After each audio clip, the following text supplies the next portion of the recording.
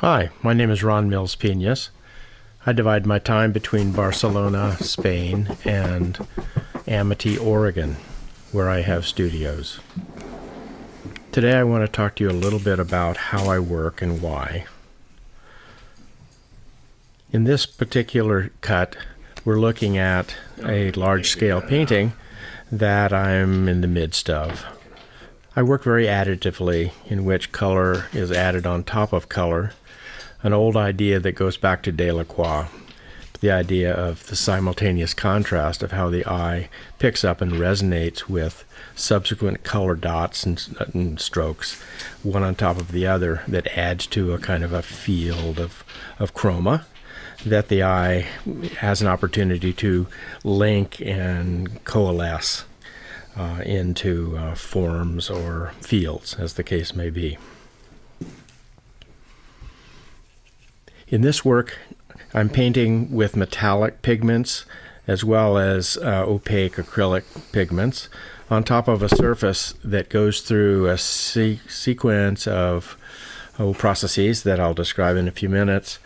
But essentially, I'm playing with texture fields that I've introduced by touching the surface, the wet gel surface, with different kinds of branches. And I like to play with the idea of what it is to paint on a surface that is created by the touching, teasing, spanking of, so for example, olive leaves. Well, olive leaves have a particular meaning in literary circles, of course, as well as laurel and yew and other plant forms that have particular kind of cultural accent that I like to think about as I work.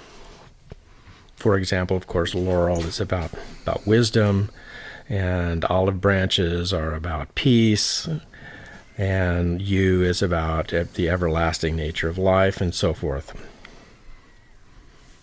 So as I'm painting, I'm meditating about these kinds of things, as well as about the indeterminate way in which we engage the visual field that surrounds us and composes us, in microbiology as well as in cosmology. Very much painting like an impressionist. I'm using lots and lots of color dots and fields and patterns that the eye sees certain things in different times and places.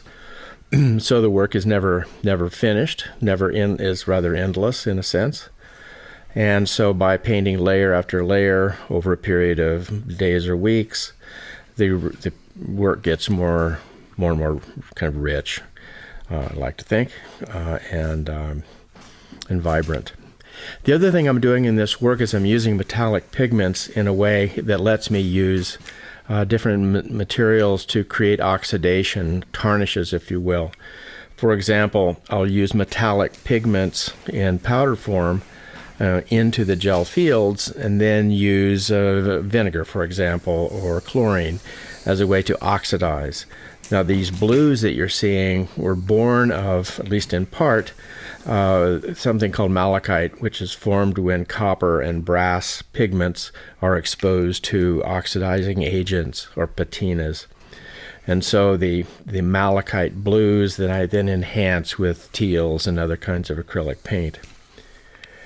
Because there's so much metallic in the work, there's a lot of activity optically when you move around the work and different kinds of light sources and so forth. And I play with that a lot. I change the lighting while I'm working. And I also look for long flow patterns and various kinds of ways in which the eye is being led into a kind of a flow or a continuity of movement that is inspiring to me at the time I paint.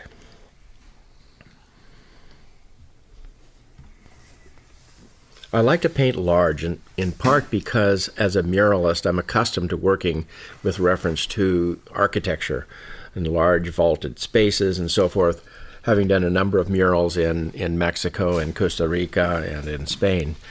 And the idea that the image I'm painting on fills my peripheral peripheral vision in a way that doesn't let me see all of it all at once necessarily is something that is very engaging for me and very immersive in the painting act. And that is something I enjoy very much that isn't available when you're painting smaller things. One of the other things I like to think about when I'm painting is the way in which the configuration of forms and the suggestion of the linkages of one thing and another has to do also with the interactivity of the arts. I play violin improvisationally and have for many years, and on a number of occasions have had opportunity in my exhibition career to use my paintings as the backdrop for a performance in which musicians may use the painting as a kind of a score, if you will, making sound in response improvisationally to the colors and forms that are present in the work, as well as having dancers come before the paintings and find a way in which their bodies fit into the flow of colors and forms that may be present, and then take off in the improvisational dance. It's been great fun for me to watch and also participate in these kinds of performances, and I would hope to do something similar with some of the work that you're seeing here today. I also like to think about the space between us and between one thing and another, and how at some level of magnification that breaks down into more structures. The kind of a very abstract notion that we are indeterminately complex and dense and full of stuff, as well as full of air and emptiness, is kind of an enigmatic aspect of being alive and reflecting on our presence that motivates me creatively as I work. As you might anticipate from the way I'm talking about this work in terms of fields, I'm also very motivated and inspired by models of the physical universe. I think as a younger artist, I was always very concerned about what others might say or think about the work, and I spent a lot of time sitting in my studio chair kind of fretting about such things. I don't now. I continue to work. It's spontaneous. It's more full of joy, more full of the kind of the revelation of what I don't expect to happen, but that does, and the great gift I feel for being able to engage something that is beyond my present understanding.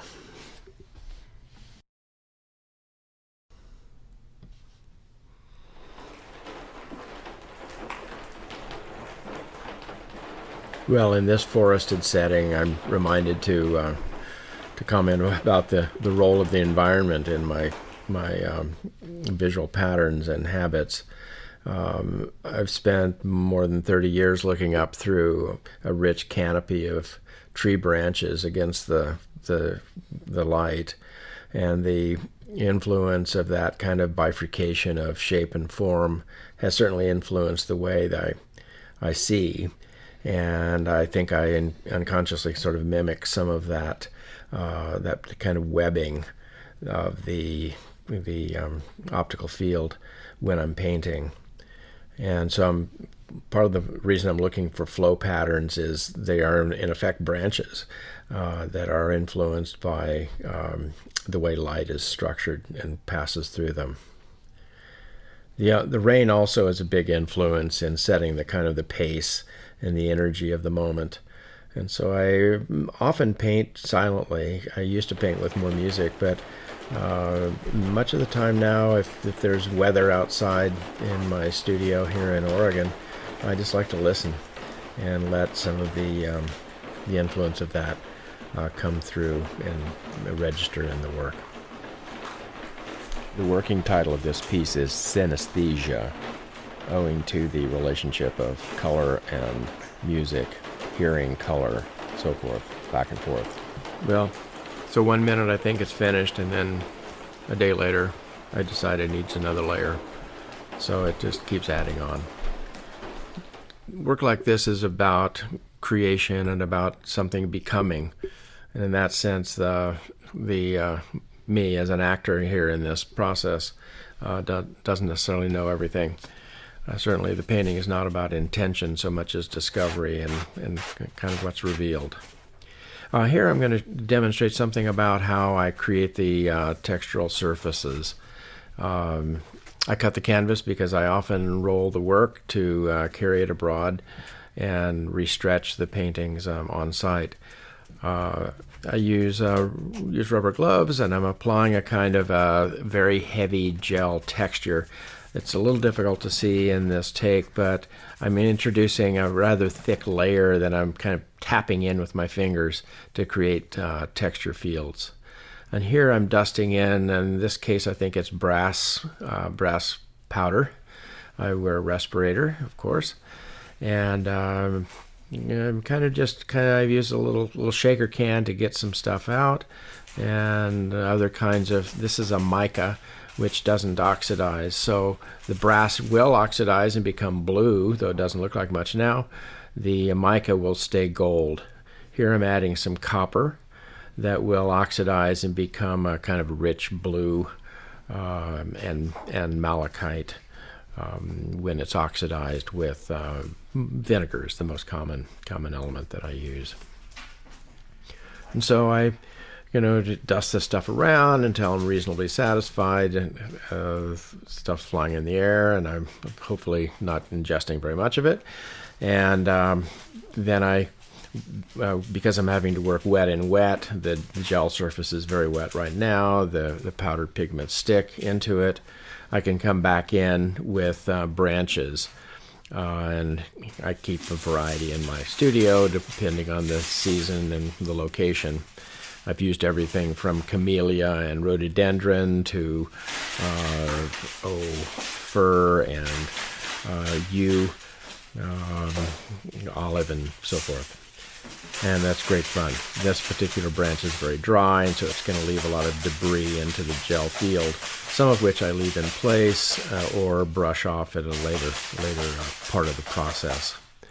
I think I'm going to switch here to a piece of yew, which is a little bit more intact and it'll give a bit more impression. So as I kind of do this, I try to keep the branches in a kind of a flow or a sense of direction across the surface, treating these essentially like very large paintbrushes that I'm working across the surface. I'm not entirely in control, though I'm in control of the direction and the force of the strokes and so forth. But I can't micromanage the image to any great extent, but I'm happy to be able to find something I can work with in the next layering.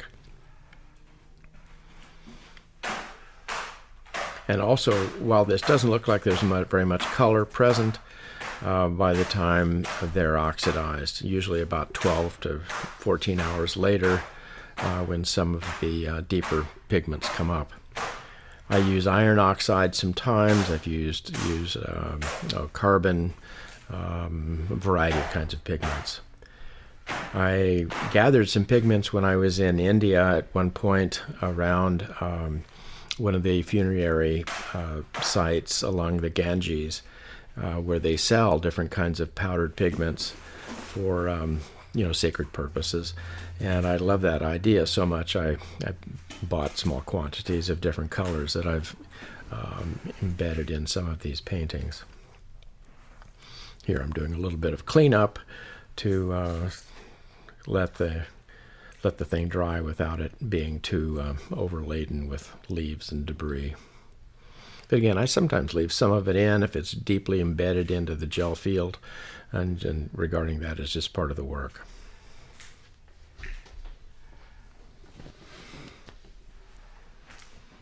So at this point, I've applied some pigments. I've spanked the surface with the branches. What I'm now doing is introducing some vinegar. It'll rain down on the surface. Here I'll actually use heavier drops that I'll throw up into the air and allow to kind of come down, again, without complete control. But nevertheless, I'm introducing this vapor and also the liquid itself, which induces a patina into the metallics. that are present.